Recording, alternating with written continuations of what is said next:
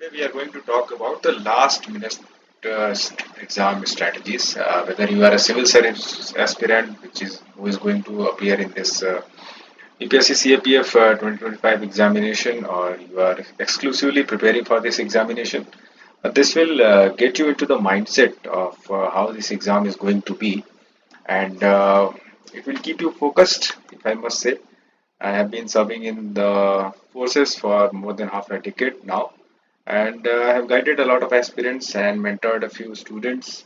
So I hope these last minute strategies will help you out.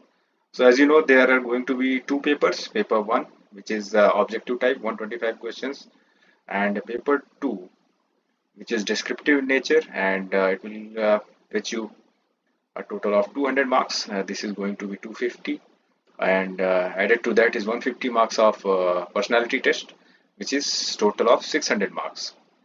So let's begin. This is a general slide which is going to show you whether you are fond of making notes or placards and whatever revision strategies that you are going to employ. The point is you stick to it and you make a revision schedule, and that is how you will be going to utilize the maximum number of hours in these 1 week or so that is left for the exam.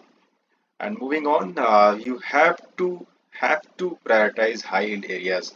And what do I mean by this? So if you analyze the previous year question paper, you will find that we are getting questions from history. Let's say 15 to 20 questions from history, and from quant and reasoning, another 15 questions. And if you take current affairs, it will vary anywhere between 15 to 20 questions. And science, physics, chemistry, maths, this topic will also bring you close to 25 to 30 questions. So I have just taken four of the components of the vast syllabus that we are going to cover.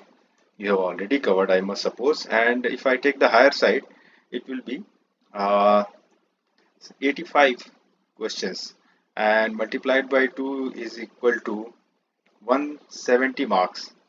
So this is much higher than the average cutoff of close to 120 that has been the trend in the previous year. So if you prioritize any three of them, you will be able to clear the cutoff marks. Of course, you will be studying other topics as well, but this is what I mean by prioritizing one of your high yield areas, and you have to play on your strength.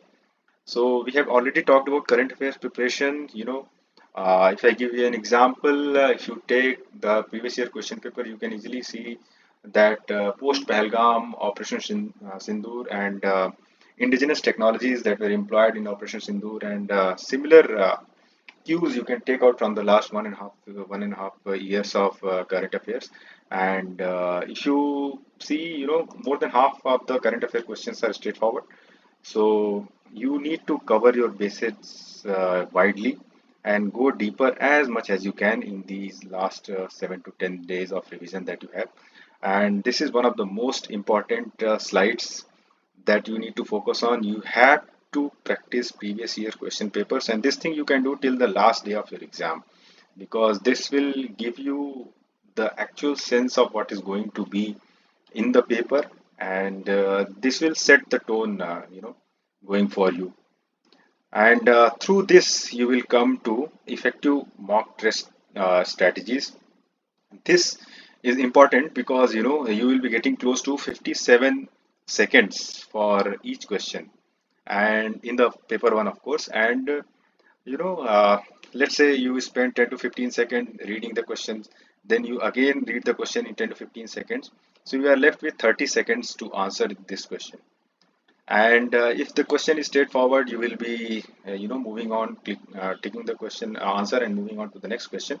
However, in case of quant and in case of questions which are descriptive in nature, you need to develop a strategy.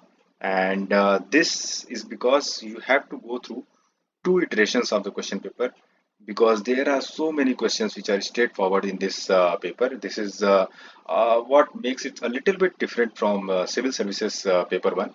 And if you finish the question paper from top to bottom at least twice, you will not miss out on easy marks. So this is what I mean by developing effective mock test strategies.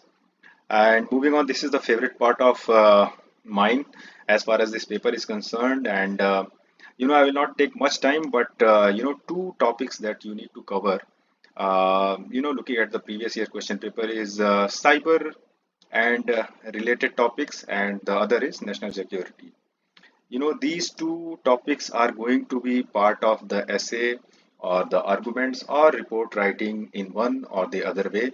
So you need to have quick introductions, and you need to have examples, figures, and interesting anecdotes or anything which will make your essay and report very uh, eye-catching, you can say, or engaging, and this will definitely fetch you good marks.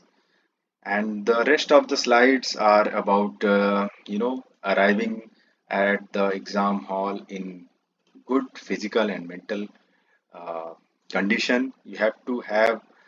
Uh, you have to be in time. You have to have your important papers like admit cards and black ballpoint pen, as you with you. And if you don't know, we also call UPSC as Unpredictable Service Commission. So this is to highlight this slide, because you have to read the instructions that are printed on the paper very, very carefully, very thoroughly, because there might be slight changes into the exam pattern, and UPSC is well within its rights to do that. So please go through the instruction. It will take 2 minutes, and you have time before starting of the paper. So do utilize that time in reading the instructions so that you don't make any blunders as far as the exam paper itself is concerned.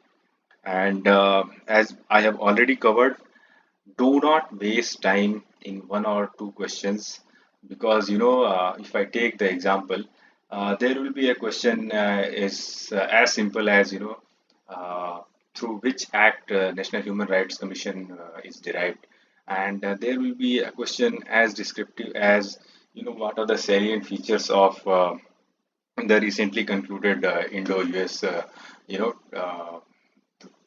trade pact, and there will be multiple options, and then you have to compile and analyze. So do not waste time in these questions unless you are thoroughly done with the paper at least once.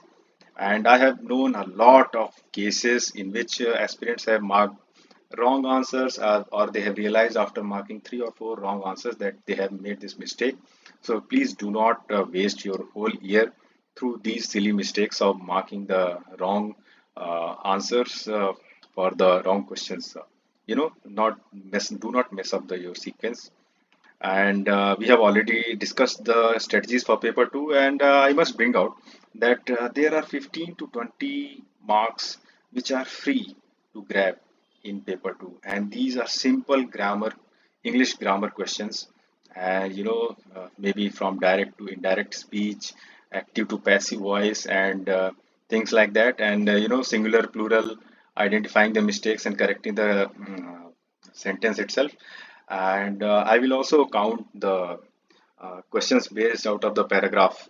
So these are very easy pickings. You just have to be focused and give yourself totally to these questions, and you will not miss any single marks, and this will make a huge difference in the ranks that you will be getting at the end of the exam cycle. So please maintain your composure and build on your strength in these last 7 to 10 days that we have. And there will be a lot of distraction in the examination hall, and you will have to find your ways to avoid all those distractions and be focused. And yeah, so we will meet again, and in that video we will discuss about how to go about the physical examination test, how to go about the personality test, this because this will help you get through the merit list. And I have tried my best to give you the last minute tips in the last 10 minutes or so. And please reach out to us for many such tips, and we will help you out in whatever way we can. And definitely I'll hope to share with you the experiences of training and what you need to do or not to do in terms of your physical training, physical access, efficiency test is concerned and personality test is concerned in the next video. Till then, have a good luck and all the best. Thank you.